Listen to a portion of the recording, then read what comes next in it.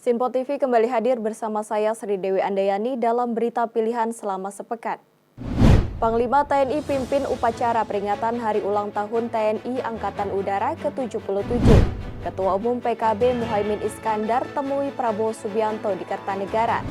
Pengajuan banding Verdi Sambo ditolak Majelis Hakim. DPR gelar paripurna penutupan masa persidangan keempat. Berikut berita pilihan selengkapnya.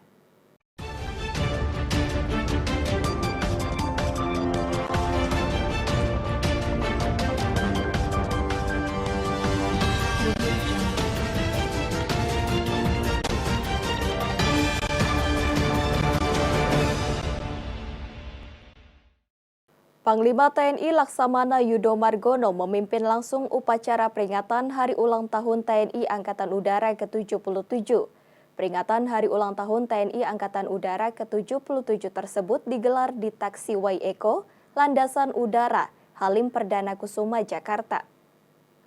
TNI Angkatan Udara hari ini memperingati hari ulang tahunnya yang ke-77 yang digelar di Taksiway Eko Landasan Udara Halim Perdana Kusuma, Jakarta, Minggu 9 April 2023. Panglima TNI Laksamana TNI Yudo Margono memimpin langsung upacara peringatan HUT TNI Angkatan Udara ke-77. Adapun pada HUT TNI Angkatan Udara ke-77 ini mengusung tema yakni profesional, modern, dan tangguh sebagai angkatan udara yang disegani di kawasan. Upacara HUT TNI Angkatan Udara ke-77 juga turut dihadiri oleh sejumlah pejabat, diantaranya adalah Presiden kelima Republik Indonesia Megawati Soekarno Putri, Menteri Pertahanan Prabowo Subianto, Ex-Panglima TNI Marsikal Hadi Cahyanto, Ketua DPR RI Puan Maharani, Kapolri Jenderal Listio Sigit Prabowo, Kepala Staf dari 3 Matra TNI, dan sejumlah tamu undangan lainnya. Dalam kesempatannya, Panglima TNI Laksamana TNI Yudo Margono berharap agar seluruh prajurit TNI Angkatan Udara untuk selalu tingkatkan kemampuan serta bersikap profesional dalam menjalankan tugasnya. Baru saja kita ikuti upacara peringatan Hari Ulang Tahun TNI AU ke-77 yang mana tadi kita laksanakan upacara parade, defile dan juga demo udara serta demo genderang suling Taruna Akademi TNI Angkatan Udara. Ya, tadi sudah kita lihat bersama kehebatan TNI AU. Tentunya kita ke depan berharap TNI AU tetap profesional, modern dan tangguh dan disegani di kawasan. Ini merupakan tema kita pada hari ini. Ya, semuanya TNI AU ke depan ya seperti tadi yang kita sampaikan supaya kedaulatan udara dapat dikuasai ya dengan kekuatan TNI Angkatan Udara yang ada. Sekali lagi saya ucapkan Dirgahayu ke-77 TNI Angkatan Udara. Semoga jaya tetap di udara. Terima kasih.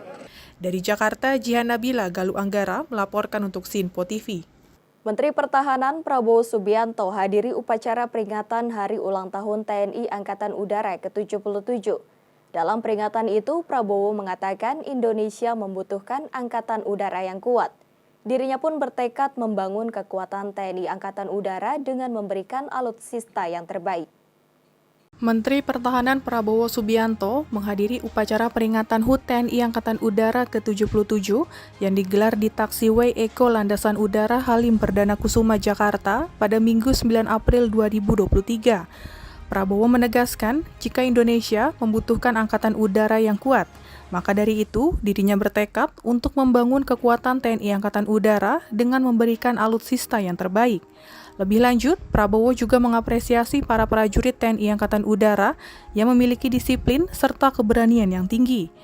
Diketahui, dalam upacara HUT TNI Angkatan Udara tahun ini, berbagai aksi disuguhkan seperti parade, defile pasukan, demo darat dan udara yang ditampilkan oleh ribuan prajurit Angkatan Udara serta puluhan pesawat berbagai tipe. Membangun angkatan udara yang kuat. Anggota TNI AU punya disiplin yang tinggi, semangat luar biasa, keberanian yang luar biasa. Kita hargai semua, kita bangga dengan mereka. Kita bertekad untuk memberi mereka alat-alat yang terbaik. Dari Jakarta, tim liputan melaporkan untuk Simpo TV. Ketua Umum Partai Gerindra Prabowo Subianto menerima kedatangan Ketua Umum PKB Muhaimin Iskandar beserta jajaran di Kertanegara. Kedatangan Gus Muhaimin pun disambut hangat oleh Prabowo. Keduanya juga terlihat kompak mengenakan setelan batik dan kopiah. Salam sejahtera kita sekalian. Shalom, Om Swastiastu, Namo Buddhaya. Selamat sore, saudara-saudara sekalian, kawan-kawan teman-teman dari media dan tentunya para pirsawan yang nonton. Terima kasih. Jadi hari ini kami dari Partai Gerindra sekali lagi mendapat kehormatan kedatangan Pak Gus Imin, ya, Pak Muhaimin, Ketua Umum Partai Kebangkitan Bangsa. Tapi acara kita hari ini sebetulnya adalah suatu pertemuan berkala karena kita sudah cukup lama menjalin kerjasama politik dan kita sudah membentuk sekretariat bersama sehingga memang secara berkala kita berjumpa untuk mengupdate masing-masing. Jadi hasil pertemuan-pertemuan saya dengan partai-partai lain saya akan brief beliau, kemudian tentunya beliau juga akan update hal-hal dan kita akan tukar-menukar informasi. Saya kira itu ya. Jadi acara hari ini sebenarnya pertemuan rutin ya, jadi bukan acara buka puasa bersama yang khusus. Tapi kebetulan karena kita rapat ya pas buka ya kita buka. Ya, saya kira itu dari saya ya. Mungkin Gus silakan. Assalamualaikum warahmatullahi wabarakatuh. Selamat sore, salam sejahtera untuk kita semua. Om Swastiastu, Namo Buddhaya, salam kebajikan. Yang saya hormati Pak Prabowo beserta seluruh jajaran DPP Partai Gerindra.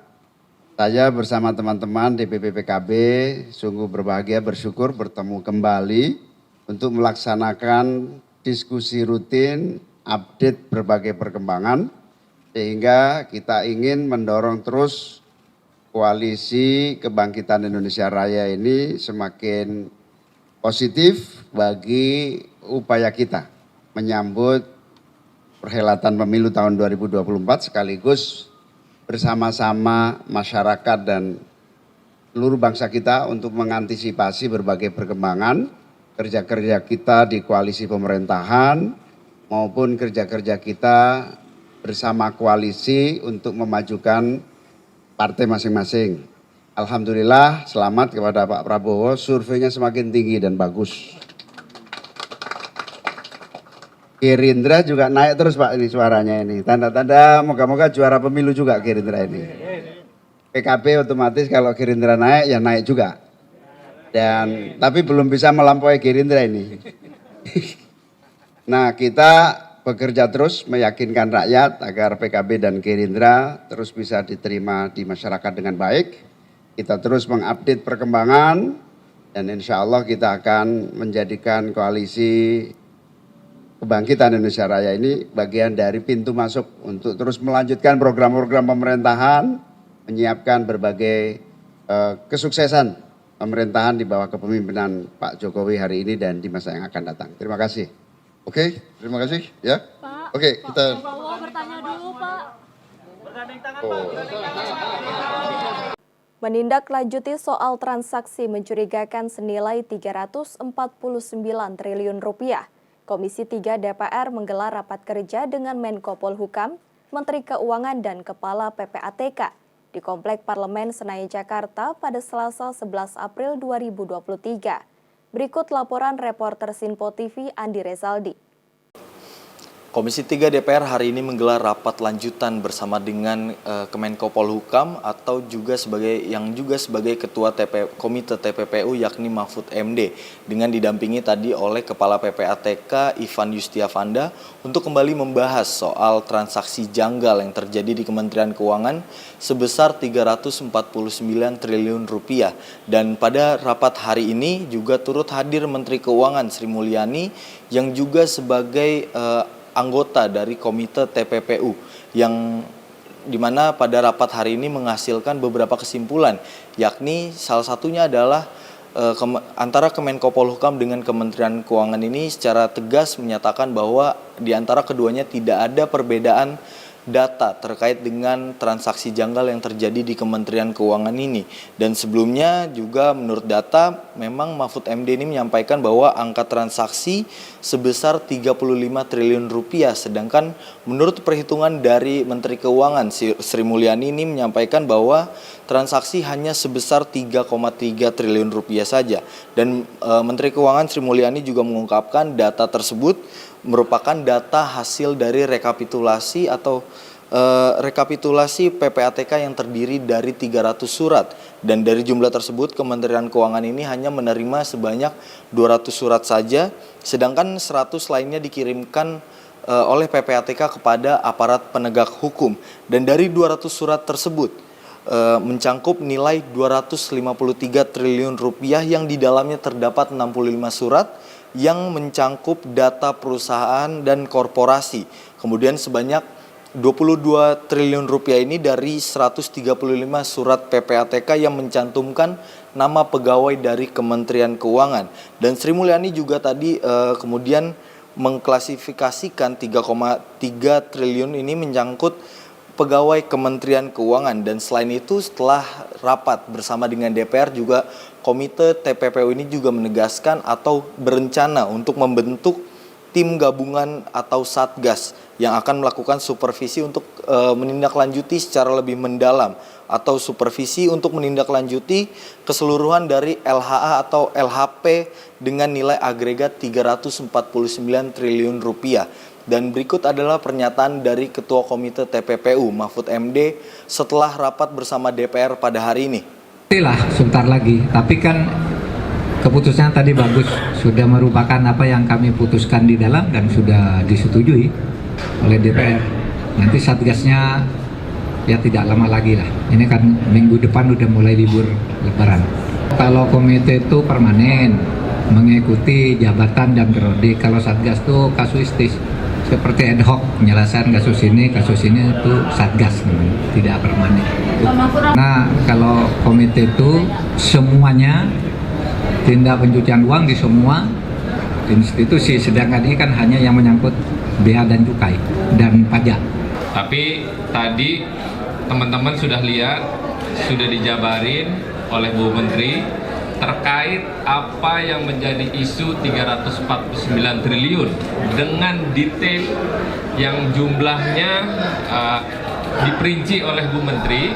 Dan mudah-mudahan ini rapat lanjutan karena tadi anggota ada yang meminta bagan baru tentang hasil yang diberikan oleh Bu Menteri, mana saja hasil audit atau keuangan yang sudah diselesaikan oleh Bu Menteri Keuangan. Ini kan baru diusulin oleh Ketua Komite, tapi kita berharap sebenarnya Satgas itu nggak perlu, kan komitenya sudah ada. Komite inilah yang menjadikan untuk pendalaman mana-mana yang akan menjadi pertanyaan sebenarnya dari hasil transaksi yang di PPATK. Jadi sebenarnya Satgas nggak perlu, itu buang-buang waktu karena sistemnya sama semuanya, strukturnya sama, ya buat apa? Demikian informasi yang bisa saya sampaikan dari Jakarta. Andi Rezaldi Aditya melaporkan untuk Sinpo TV. Terdakwa kasus pembunuhan berencana terhadap Brigadir Yosua Huta Barat yakni Ferdi Sambo tak hadir dalam sidang pembacaan putusan banding di Pengadilan Tinggi DKI Jakarta. Dalam persidangan tersebut, pengajuan banding Ferdi Sambo ditolak oleh majelis hakim sehingga dirinya tetap menjalani vonis hukuman mati. Berikut laporan reporter Sinpo TV Jihan Nabila. Ya, baik pemirsa, Pengadilan Tinggi DKI Jakarta menggelar sidang pembacaan putusan banding untuk Ferdy Sambo dan juga 3 terdakwa lainnya, yakni Putri Chandrawati, Kuatmaruf, dan juga Ricky Rizal terkait kasus pembunuhan berencana terhadap Brigadir Nofriansah Yosua Huta Barat. Yang mana kita ketahui bahwa sidang ini dimulai pada pukul 9 pagi tadi dan hingga saat ini memang masih berlangsung proses sidang pembacaan hasil putusan banding yang diajukan oleh 4 terdakwa. Yang mana sidang ini dipimpin langsung oleh Ketua Majelis Hakim Singgih Budi Prakoso dan juga 4 hakim anggota lainnya, yakni ada Ewit Sutriyadi, kemudian ada Mulyonto, lalu juga ada Abdul Fattah dan juga Tony Pribadi. Dan memang 5 hakim ini yang memimpin jalannya sidang pembacaan banding 4 terdakwa kasus pembunuhan berencana terhadap Brigadir Nofriansah Yosua Huta Barat. Dan memang informasi yang kami dapatkan, 4 terdakwa ini akan langsung dibacakan sekaligus pada hari ini, yang dimulai tadi pagi dengan Ferdy Sambo dan juga tadi dibuka dengan pembacaan tuntutan dakwaan, lalu ada kronologi yang juga dibacakan sejak awal terjadinya pembunuhan Brigadir Yosua, mulai dari Magelang, lalu juga di Rumah Saguling hingga di Kompleks Polri Duren 3, dan selain itu juga ada pembacaan perintangan penyidikan atau obstruction of justice yang dilakukan oleh Ferdy Sambo turut dibacakan oleh Ketua Majelis Hakim. Adapun memang Ferdy Sambo, Putri Chandrawati, Ricky Rizal, dan juga Kuatmaruf ini mengajukan banding atas putusan Majelis Hakim Pengadilan Negeri Jakarta Selatan beberapa waktu lalu dalam kasus pembunuhan Brigadir Nofriansah Yosua Huta Barat. 4 terdakwa ini tidak terima atas vonis yang diberikan oleh Pengadilan Negeri Jakarta Selatan dan mengajukan banding ke tingkat Pengadilan Tinggi di DKI Jakarta. Jika kita flashback beberapa waktu lalu, memang 4 terdakwa ini, yakni Ferdy Sambo, Putri Chandrawati, Ricky Rizal, dan juga Kuatmaruf ini memang divonis oleh Majelis Hakim, yakni Ferdy Sambo sendiri memang divonis selama hukuman mati, lalu juga Putri Chandrawati ini ada divonis 20 tahun pidana penjara, lalu untuk Kuatmaruf 15 tahun pidana penjara, dan juga Ricky Rizal ini divonis selama 13 tahun pidana penjara. Dan memang untuk 1 terdakwa, yakni Richard Eliezer, maksud kami, satu-satunya yang tidak mengajukan banding, yang mana vonis dari Richard Eliezer ini adalah vonis paling ringan dari 4 terdakwa lainnya, yaitu 1,5 tahun penjara, yang mana dipotong masa tahanan. Lalu juga memang kita ketahui bahwa Richard Eliezer ini memang berstatus sebagai justice kolaborator. Dan tadi hasil dari pembacaan putusan banding hari ini, Pengadilan Tinggi DKI Jakarta menguatkan putusan tingkat pertama terhadap terdakwa Ferdy Sambo, yang mana dinilai terbukti melakukan tindak pidana pembunuhan berencana terhadap Nofriansah Yosua Huta Barat, yang artinya memang Ferdy Sambo tetap dihukum mati seperti vonis yang dijatuhkan oleh Majelis Hakim Pengadilan Negeri Jakarta Selatan. Dari Jakarta, Jihan Nabila, Galuh Anggara melaporkan untuk Sinpo TV. Kapolri Jenderal Listio Sigit Prabowo merespon polemik yang terjadi antara Ketua KPK Firly Bahuri dengan mantan Dewan Penyelidikan KPK Brigjen Endar Priantoro.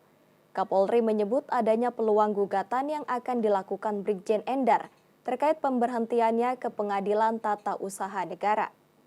Kapolri Jenderal Listio Sigit Prabowo buka suara terkait polemik yang terjadi antara Ketua KPK Firly Bahuri dan mantan Ketua Dewan Penyelidikan KPK Brigjen Endar Priantoro. Listio Sigit mengungkapkan adanya peluang gugatan yang akan diajukan oleh Brigjen Endar terkait pemberhentiannya ke Pengadilan Tata Usaha Negara atau PT-UN. Meski demikian, dirinya akan menghargai upaya-upaya yang dilakukan Brigjen Endar, serta akan menunggu hasil dari upaya tersebut. Ya kan, tentunya kan saya menghargai aturan-aturan yang ada, sehingga tentunya dengan proses yang terjadi dan juga Pak Endar sendiri yang sekarang sedang memperjuangkan dalam Dewas dan Petun, tentunya itu kan menjadi hal-hal yang juga kami perhatikan. Di samping aturan-aturan yang memang sudah ada dan diatur secara jelas, itu akan semuanya juga bisa menafsirkan, dan juga apa yang sedang dilakukan, upaya hukum yang sedang dilakukan oleh Pak Endar tentunya menjadi bagian yang harus kami hargai. Oleh karena itu kita menunggu hasil dari semua itu untuk bisa kemudian kita tidak lanjuti dengan keputusan. Oke. Pak Kapolri, tapi merasa dilangkahi tidak karena surat perintah dari Kapolri itu kan sebenarnya wajib untuk dijalankan oleh ini kan beda institusi, tapi tentunya aturan-aturannya kan sudah jelas, sudah ada. Ya, kita tunggu aja hasilnya. Kalau Pak Endar melaporkan ke Baris dulu ya Pak, tidak akan mengirimkan anggota. Akan dilaporkan juga kepada Bareskrim. Seperti apa Pak kelanjutannya? Ya tentunya kalau memang kita akan dalam juga dari laporan-laporan yang ada. Nah dari situ kan tentunya kita kalau memang ada proses yang dilanggar, tentunya kan sebagai penegak hukum kan kita harus melaksanakan tugas. Dari Jakarta, Sri Dewi Andayani, Davariskiano melaporkan untuk Sinpo TV. Menjelang Hari Raya Idul Fitri 1444 Hijriah, Mabes TNI menggelar Bazar Murah TNI yang dilaksanakan selama 2 hari, yakni pada tanggal 13 dan 14 April 2023 di Plaza Mabes TNI Cilangkap, Jakarta Timur.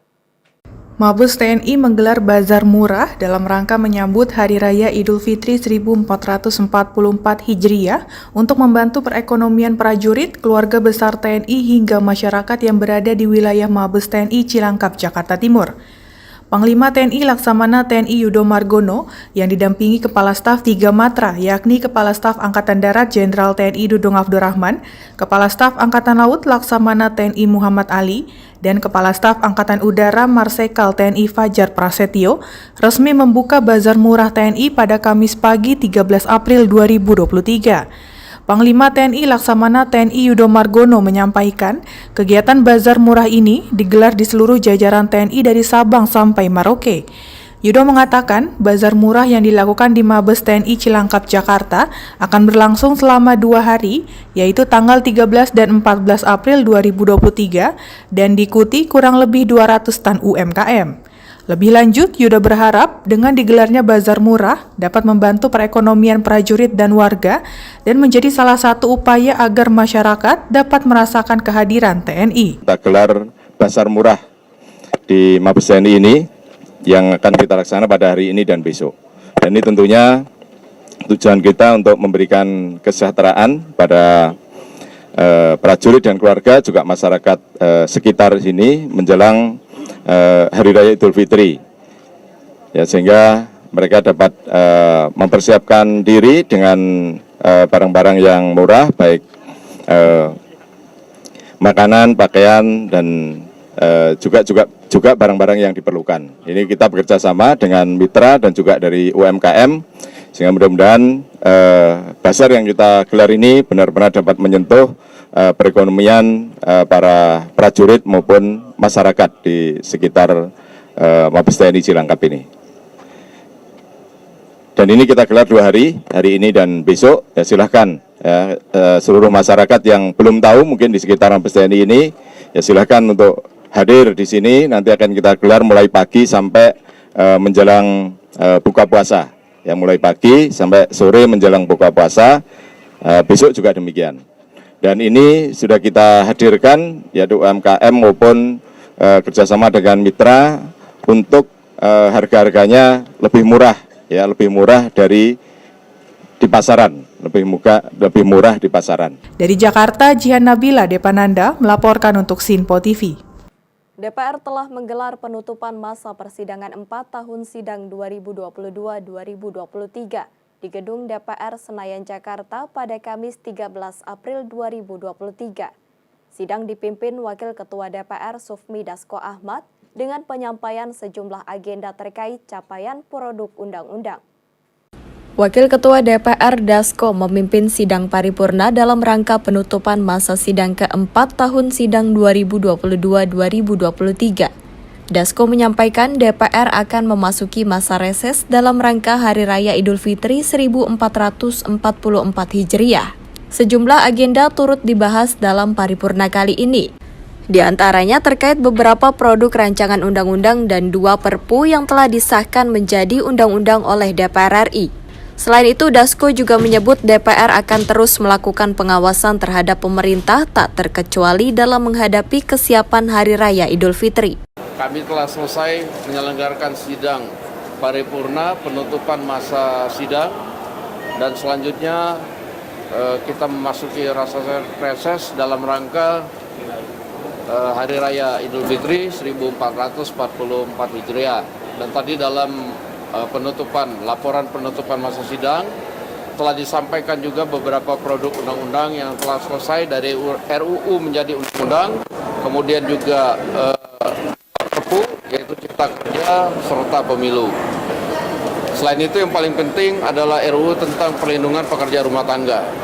Lain-lain soal pengawasan terhadap pemerintah juga telah kami sampaikan juga, dan monitoring serta juga dalam rangka memonitoring persiapan dalam rangka Hari Raya Idul Fitri. Demikian singkat dan padat. Dari Jakarta, tim liputan melaporkan untuk Sinpo TV. Ketua Badan Pembina Organisasi Keanggotaan dan Kaderisasi Partai Demokrat Herman Hairon meminta agar tak ada lagi pihak yang mengadu domba Partai Demokrat dengan Anas Urbaningrum. Politikus Partai Demokrat Herman Hairon meminta agar Partai Kebangkitan Nusantara dan Kubu Muldoko tidak lagi mencoba untuk mengadu domba partainya dengan Anas Urbaningrum. Herman juga menepis adanya skenario besar yang ditujukan Partai Demokrat di balik mendekamnya Anas Urbaningrum di penjara. Sementara itu, anggota Komisi 6 DPR ini merasa kasihan dengan Anas Urbaningrum yang dinilai tak bisa menikmati kebebasan dan menyelesaikan berbagai perjalanan kasusnya usai keluar dari tahanan. Tak hanya itu, Herman pun mempersilahkan Anas Urbaningrum jika ingin kembali terjun ke dunia politik. Juga setuju dengan pernyataan Anas yang tak menginginkan adanya politik bermusuhan. Nggak ada. Itu kan hanya dipeluntar-pelintir saja, baik oleh yang selama ini berada di Muldoko maupun Pasek yang di PKN. Anas sendiri menurut saya tidak adalah hal-hal yang ingin kemudian, bahkan jelas tidak ingin bermusuhan dan lain sebagainya. Menurut saya kasihan Mas Anas, ya kasihan karena pada akhirnya saya lihat di medsos dimanapun pada akhirnya banyak yang kritiknya. Kan kasihan, seharusnya kan menikmati kebebasan, menikmati masa di luar tahanan, ya menyelesaikan berbagai perjalanan kasusnya dan tinggal hidup lebih tenang. Dan kalau mau berpolitik ya saya kira saya setuju dengan statementnya untuk berpolitik yang tidak bermusuhan. Dari Jakarta, Sri Dewi Andayani Davariskiano melaporkan untuk Sinpo TV. Kementerian Sosial berkolaborasi bersama kitabisa.com menyalurkan bantuan kepada 3 anak penyandang disabilitas di Sentra Mulia Jaya, Jakarta. Menteri Sosial Tri Risma hari ini menyalurkan bantuan atensi atau asistensi rehabilitasi sosial kepada para penerima manfaat di Sentra Mulia Jaya, Jakarta. Bantuan berupa logistik dan uang tunai yang dihimpun melalui lembaga amal kitabisa.com ini diserahkan langsung oleh Risma kepada 3 anak penyandang disabilitas, yakni Naila, Hoir, dan Indra yang mengidap penyakit berat dan langka. Dirinya pun mengapresiasi penuh kepada seluruh pihak yang telah berkontribusi dalam proses penghimpunan dana bantuan bagi para penerima manfaat tersebut. Atas nama Kementerian Sosial dan Keluarga, saya mengucapkan terima kasih kepada yang pertama adalah pada media maupun media sosial yang selama ini memberikan informasi kepada kami tentang keberadaan Naila dan Koir serta Indra. Yang kedua, saya mengucapkan terima kasih kepada orang-orang baik di sana, para donatur yang memberikan sumbangannya untuk anak-anak kita, Naila, Koir, dan Indra. Mudah-mudahan ini Allah memberikan balasan yang lebih baik lagi untuk para donatur dan para orang-orang baik di sana. Yang ketiga juga terima kasih kepada teman-teman Kitabisa yang membantu untuk mencarikan para donatur dan orang-orang baik sehingga anak-anak Naila dan Koir bisa dibantu dan Mas Indra bisa dibantu oleh orang-orang baik melalui Kitabisa. Di sisi lain, perwakilan kitabisa.com Diah menjelaskan bahwa bantuan yang telah terhimpun dari berbagai donatur ini akan diperuntukkan guna menunjang kebutuhan operasional perawatan para penerima manfaat. Kalau untuk operasional biasanya kan seperti tadi Ibu Menteri sudah sampaikan ya, ini untuk bantuan di luar BPJS, yang mana biasanya itu untuk operasional dan penunjang. Nah, biasanya untuk penyalurannya itu per bulan gitu, per bulan kita akan transfer ke rekeningnya keluarga pasien yang bisa digunakan untuk transportasi dan sebagainya. Dari Jakarta, Muhammad Solehan Galuh Anggara melaporkan untuk Sinpo TV. Demikian berita pilihan sepekan kali ini. Tetap saksikan berita terkini di Sinpo TV, Sinpo ID, dan media sosial Sinpo lainnya. Saya Sri Dewi Andayani dan kru yang bertugas pamit undur diri. Selamat berakhir pekan dan sampai jumpa.